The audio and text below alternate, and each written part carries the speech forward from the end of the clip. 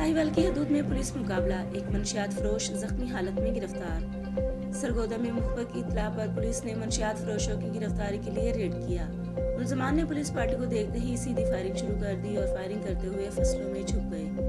वकुआ की इत्तला मिलते ही पुलिस की मजीद नफरी तलब की गई। फायरिंग रुकने पर सर्च ऑपरेशन किया गया तो एक मुलजिम जख्मी हालत में मिला। जख्मी मुलजिम की शिनाख्त ज़कलैन के नाम से हुई, जो मंशियात फरोशी का मकरू धंधा करता है और बदनामे ज़माना मंशियात फरोश है। गिरफ्तार मंशियात फरोश से 1 किलो से जायद चर्स और पिस्टल 30 बोर बरामद कर लिया गया। मुलजिम अपने ही साथियों की फायरिंग से जख्मी हुआ, जो कि मौका से फरार हो गए।